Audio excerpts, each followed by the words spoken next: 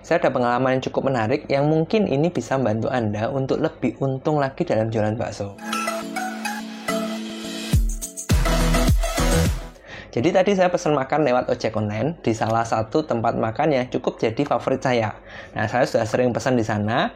Secara kualitas masakan, saya cocok rasanya, enak, saya suka. Dan tentu kalau kita cowok, selain rasa, tentu kan cari yang porsinya mengenyangkan. Nah, saya pesan nih.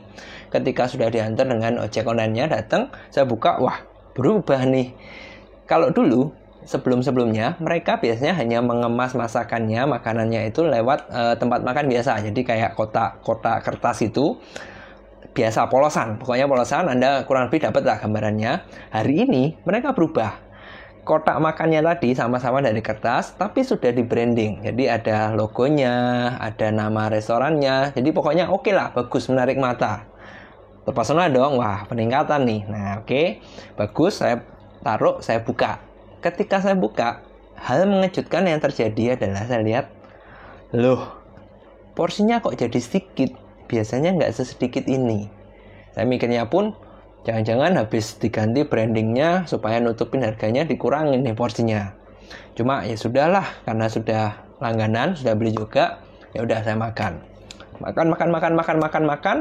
Singkat cerita, ketika habis, saya merasakan ini. Kualitas masakan bagus, enak seperti biasanya, branding bagus, tapi kelihatannya kok sedikit porsinya. Selesai makan, ternyata saya kenyang deh. Jangan-jangan porsinya ini nggak berubah, tapi hanya seolah-olah kelihatannya lebih sedikit. Kenapa? Karena ketika selesai makan, saya merasa kenyangnya seperti biasa. Oke deh, saya coba. Kok bisa gitu ya? Padahal kelihatannya sedikit kok saya kenyang. Apakah saya memang nggak terlalu lapar atau gimana? Saya coba mikir. Terus saya lihat-lihat lagi kemasannya. Dan ternyata hal yang menarik adalah kemasannya mereka itu jadi jauh lebih besar daripada yang biasa mereka pakai. Sehingga kalau yang dulu nih, kemasannya masih polos, itu kemasannya lebih kecil. Ketika dibuka, porsinya itu kelihatan full. Sementara kalau tadi, karena mereka ganti branding, mereka ganti kemasan, ternyata kemasannya lebih besar, sehingga ketika saya buka, kelihatannya itu porsinya lebih sedikit.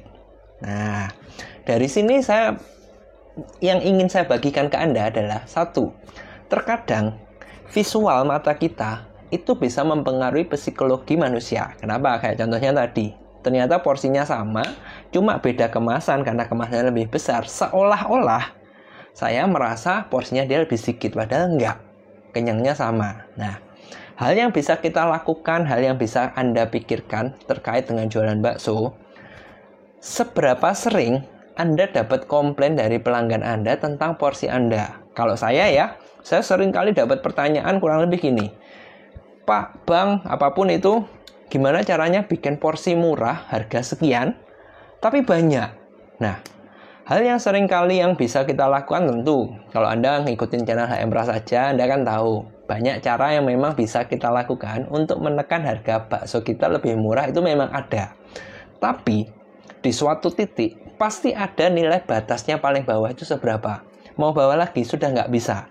Yang bisa dilakukan, kalau Anda mau lebih murah lagi, tentu mengorbankan kualitas. Sementara, kebanyakan pertanyaan yang masuk, mau enak, porsinya banyak tapi murah, nggak bisa. Karena suatu titik pasti harus ada yang dikorbankan. Anda mau lebih murah, tentu kualitas harus turun. Nah, mungkin hal yang ingin saya bagikan hari ini, mungkin masalah Anda bukan mencari resep bakso yang paling murah, termurah, tapi mungkin masalah Anda adalah masalah di marketing, masalah di branding, masalah di persepsi tampilan Anda. Contoh seperti masakan yang saya makan tadi, porsinya sama, rasanya sama, cuma karena ganti packaging, ganti kemasan, seolah-olah lebih kecil. Yang jadi masalah, kalau Anda tidak memikirkan hal seperti ini dengan baik, jangan-jangan nih, pelanggan Anda nggak balik. Kenapa? Karena kalau kita berjualan makanan, Anda perlu tahu datanya. Pelanggan Anda, mayoritas itu adalah mereka yang sudah sering makan di Anda, atau ternyata orang-orang baru.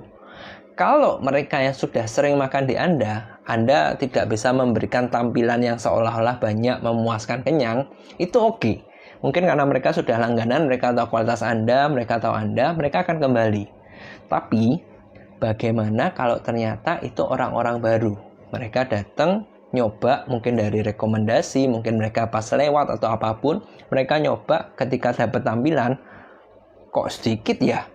Nah, jangan-jangan mereka berpikir, emang enak sih, tapi sedikit, nggak kenyang. Nah, jangan-jangan masalah Anda di sana. Jadi lebih ke arah visual, lebih ke arah branding, lebih ke arah marketing, lebih ke arah ke psikologi. Nah, kita sebagai pedagang bakso tentu kan juga mau sekecil apapun usaha Anda sebenarnya adalah seorang pengusaha pebisnis kan.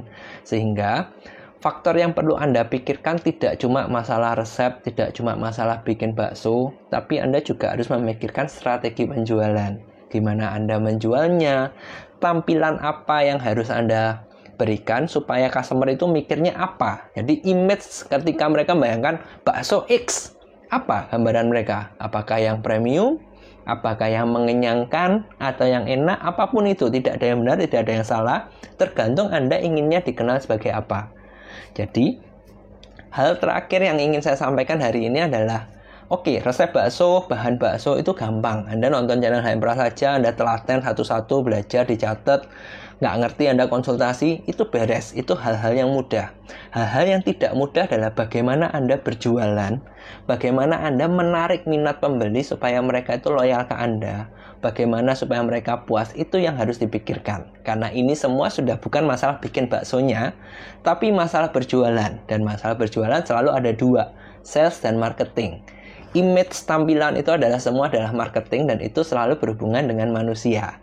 Makanya jangan-jangan kalau hari ini Anda masih kesusahan caranya supaya pembeli puas, kenyang, tapi Anda nggak tekor gimana?